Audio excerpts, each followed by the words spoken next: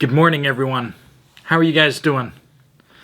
It's into another week. A lot of people are having a lot of heat out there, but a lot of people are experiencing a lot of crazy times. I know a lot's going on in your lives. So pop down in the comments down below and just kind of let us know how you are doing. If you have any prayer requests, don't hesitate to either put them in the comment section, or if you want them to be a little more private, you can email them directly to me. All right, well, let's start off with the time of confession and prayer. Let's pray. Dear Heavenly Father, we lift up our sins and our failings to you right now.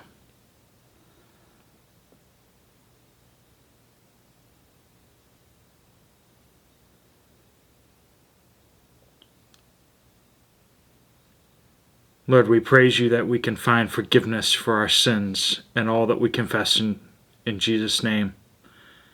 Lord, I pray that you would give us the wisdom and open eyes to see what you are teaching us today. Help us to take them to heart.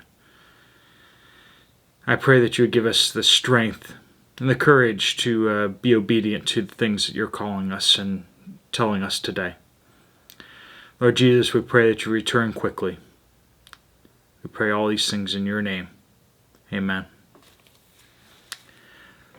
All right, we're picking up, continuing our study of the Samaritan woman at the well, or the woman at the well, as she's often referred to.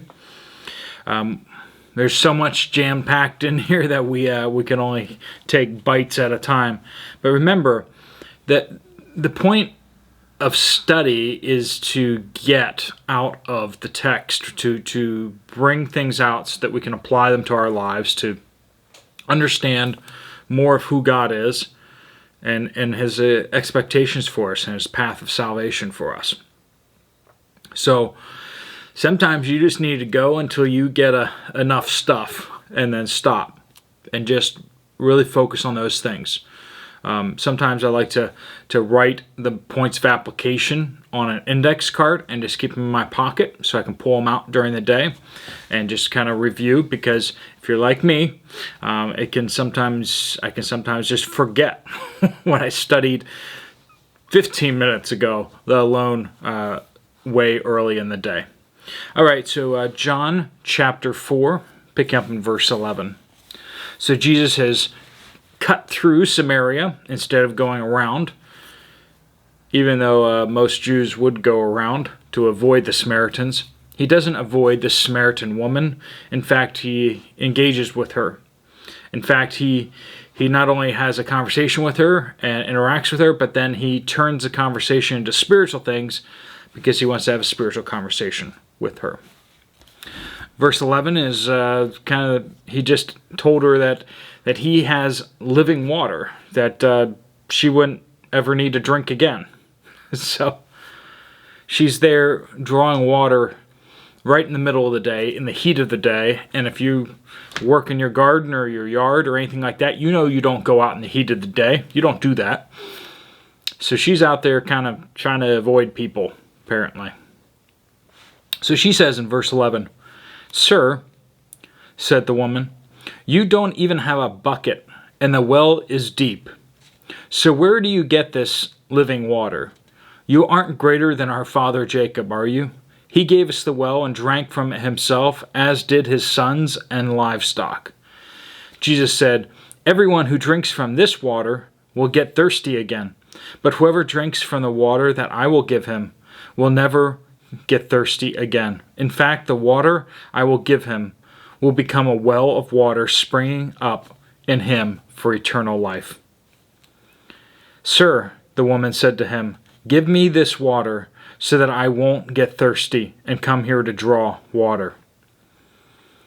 Verse 16, "Go call your husband," he told her, "and come back here." "I don't have a husband," she answered. He says, "You have correctly said, 'I don't have a husband,'" Jesus said, "for you've had 5 husbands, and the man you now have is not your husband. What you have said is true." She replies, "Sir," the woman replied, "I see that you are a prophet." So much in there, right?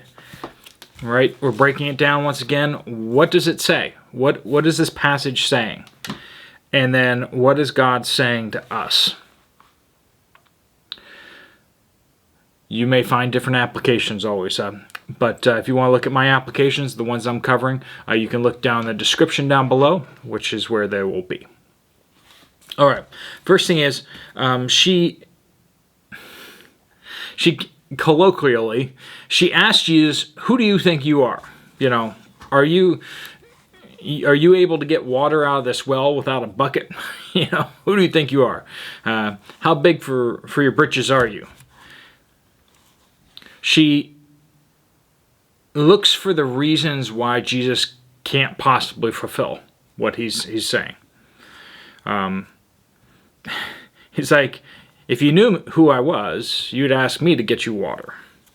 And she's like, what, don't you need a well? Don't you need a bucket? Who are you? Who do you think you are? It's like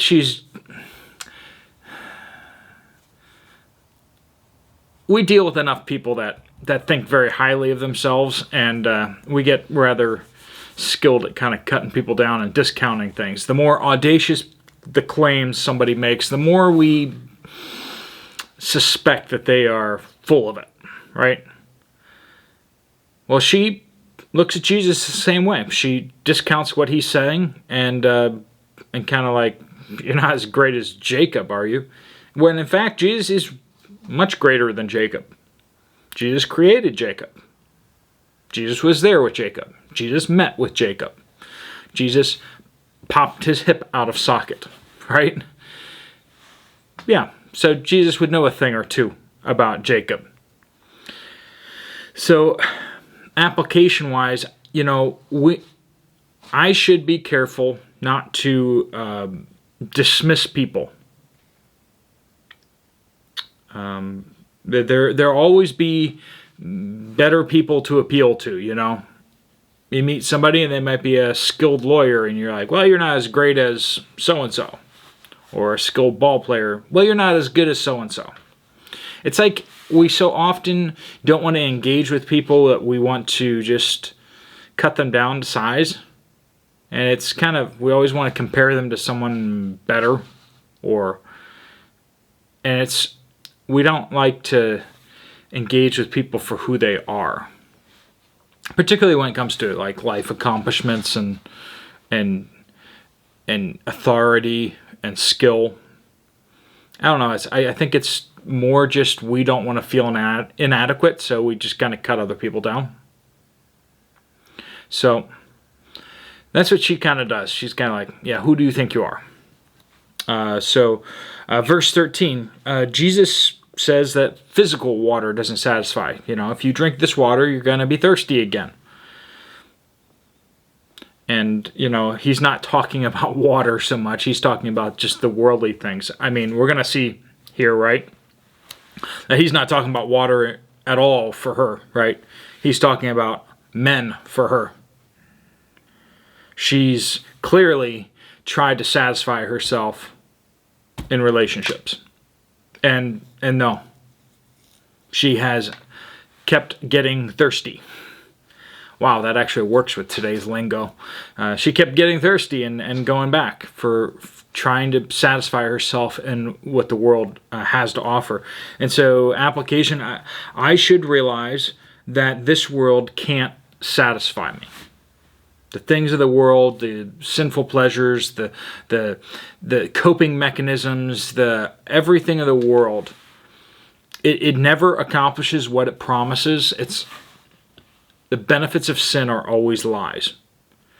You know, we either move into sin because we want something, or we want to get away from something. Oftentimes we sin because of fear as well. So the world can't satisfy, and we need to believe that. But verse 14 says, "But whoever drinks from the water that I will give him will never get thirsty again. In fact, the water I will give him will become a well of water springing up in him for eternal life." I will give water, and it will be so full of life. It will be so full of life that it will keep you forever, right? Eternal life, we see later, is knowing Jesus, knowing his presence. So I should realize that not just that the world can't satisfy, but that Jesus can satisfy. I mean, that's as basic as it gets with pursuing God, is realizing that the world doesn't have what you need and it can't fulfill you, and realizing that Jesus can. If you get that right in your head, then you'll know to pursue Jesus, right? And that's what we should do. We should realize that Jesus can satisfy us. Verse 15. She wanted we see that she wants the benefit, but she doesn't understand the calling that is involved here. Oh, you're giving out water that gives eternal life? Yeah, give that to me so I don't ever have to drink water again. That's not what we're talking about here, right? We're talking about eternal life. We're talking about salvation. We're talking about a right relationship with God for eternity. And she's like, I don't want to haul water anymore. Now, if you've ever hauled water, I get that. I used to have to haul water. When I lived overseas, I have to carry water up 3 floors with buckets into my apartment because my apartment didn't have water. Yeah, I could see that. You know, I'd be kind of tired of hauling water too. But she wants the benefit, but she doesn't want to repent. She doesn't want to admit her need.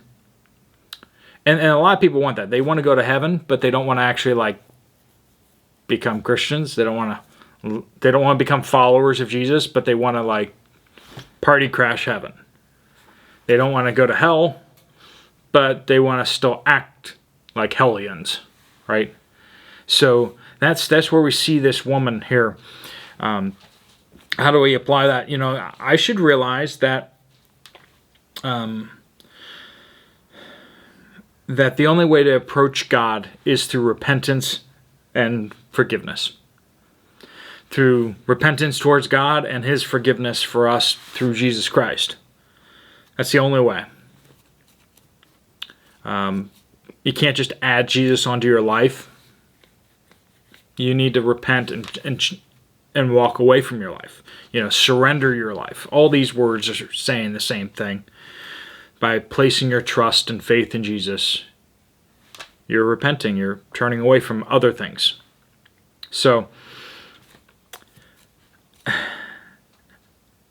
Jesus confronts the sin in her life, her brokenness, and confronts her about having 5 husbands and now living with a man that's not her husband. She's been trying to satisfy herself in the world, and she has not been able to. And does she go, yeah, you're right, I've messed things up? She's like, I see you're a prophet. And then she's going to go into this question, this theological, almost gotcha question, kind of let's start a debate kind of thing, because she's deflecting away from her own sin. She's deflecting from her own sin towards getting into an argument. And it's just application for me, just is I should focus on what God is saying before I ask more questions, right? Have you ever been part of that where someone's debating or something like that, or trying to have an argument or whatever, and they throw out a gotcha question, and then you patiently answer that question, but before you even answer that question, they throw another gotcha question at you. You know, it's just you're not listening to me. You're not hearing what I have to say here. You're just trying to win an argument, or you're trying to hide something, right? And that's kind of what she's doing. She's trying to hide, and we naturally will do that too. Everyone naturally does that. You know, we don't want to confront how broken we are. It's kind of a bummer. It's a buzzkill. So we avoid it. We lie to ourselves. We just try to fill the voids in our lives with stuff or entertainment or sin or whatever else. Just something to numb it. We don't like actually sitting in the quiet thinking about how much we've messed up our lives over the years. We don't like doing that so much. So we tend to want to think about other things or fill our minds with other things. So we should, when we're interacting with God, we should allow Him to speak into our lives, and we should really listen and hear what He has to say to us, even if it's uncomfortable. Let Him fully speak into our lives before we try to move on to another topic or conversation. Because, we all have an agenda when we come to our prayer times, when we come to scriptures. Like, do we want to get a verse to like really get somebody, or whatever it is that you sometimes can come to the scriptures? I mean, I'm not saying it's like that's all the only reason you come to scripture, but we tend to have an agenda, whether it's a sub agenda or just something. We like to think of ourselves more highly than we ought to, and so we deflect more than we should. So she does that. We should not. All right, folks. Well, let's pray and pray a blessing over your lives for today. And thank you so much for joining and being a part of this. And I hope you have a great day. Lord God, we just pray that you bless each person that's listening to this video today. Lord, that you would fill their minds with you, that each one of us would hear from you and to really listen to what you have to say to us, that we would not run from you or hide from you or hide from what you're saying. Help us not to throw out so many words that we just don't hear what you're saying. Lord, I pray all these things in Jesus' powerful name. Amen. God bless you. Have a great day. I'll see you later.